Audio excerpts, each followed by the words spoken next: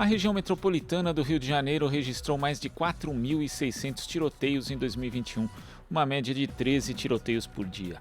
É o que revela um levantamento realizado pelo Instituto Fogo Cruzado.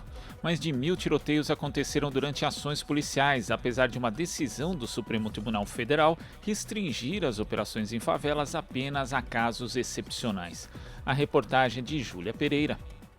Um relatório do Instituto Fogo Cruzado aponta que em 2021, a região metropolitana do Rio de Janeiro registrou 4.653 tiroteios, uma média de 13 tiroteios por dia.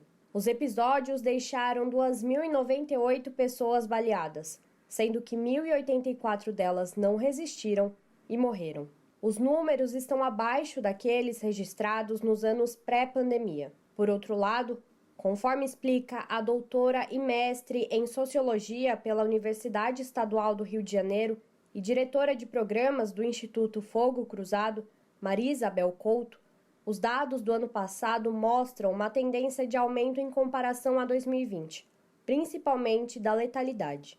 Entre 2020 e 2021, houve um aumento de 1% no número geral de tiroteios e disparos de arma de fogo na região metropolitana do Rio de Janeiro. Mas quando a gente observa apenas o número de mortos por arma de fogo, esse aumento foi de 21%. Ou seja, o número de pessoas baleadas e mortas por arma de fogo cresceu 20 vezes mais rápido do que o número de tiroteios. Esse deve ser um ponto de atenção para as autoridades.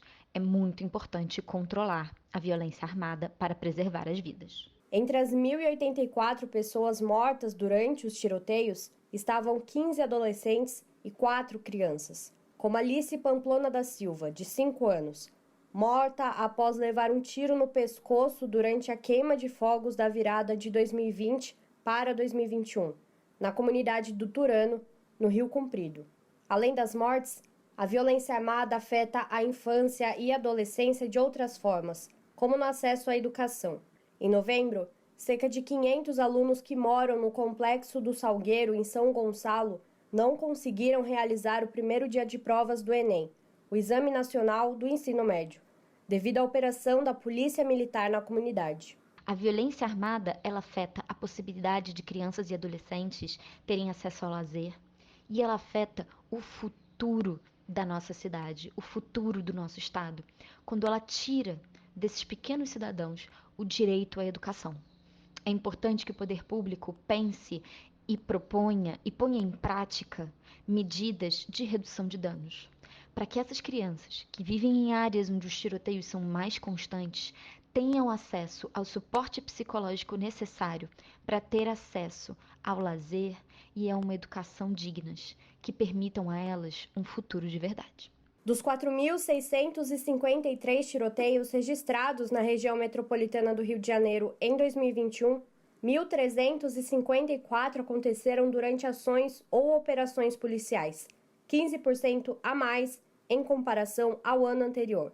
Os episódios de violência por parte dos agentes de segurança pública continuaram altos apesar da vigência de uma medida estabelecida pelo Supremo Tribunal Federal que restringe operações policiais nas favelas do Rio apenas em casos excepcionais durante a pandemia.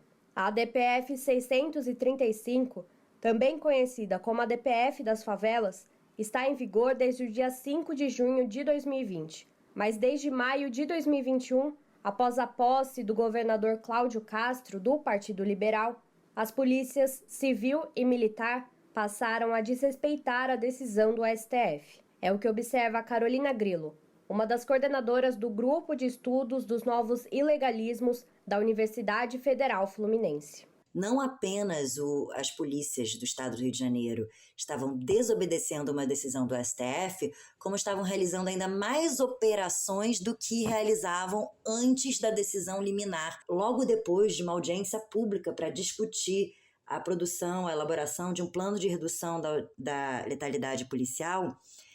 Ocorreu, por exemplo, a chacina do Jacarezinho, e esse relatório do Fogo Cruzado consolida, né, essa informação que houve de fato um aumento significativo, embora no ano de 2021 tenha vigido ao longo de todo o ano essa liminar que visava suspender as operações. A violência armada não mata só os civis, mas também quem atira. Em 2021, 181 agentes de segurança foram baleados no Grande Rio. Desses, 82 morreram, 48 fora de expediente, além de 17 que já estavam exonerados ou aposentados. Segundo Carolina, a criação de um plano de redução da letalidade policial iria proteger não somente os civis, como também os agentes de segurança. Logo após a chacina do Jacarezinho, o governador do Rio afirmou que o estado iria criar um projeto de segurança pública para as comunidades. 8 meses depois, esse projeto ainda não foi divulgado.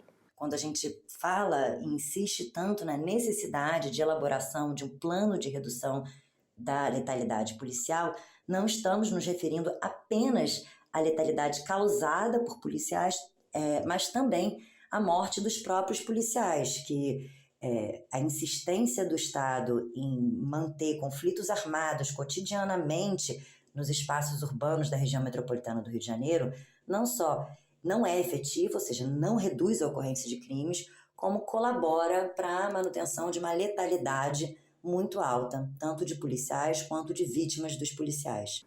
Júlia Pereira, Rádio Brasil Atual e TVT.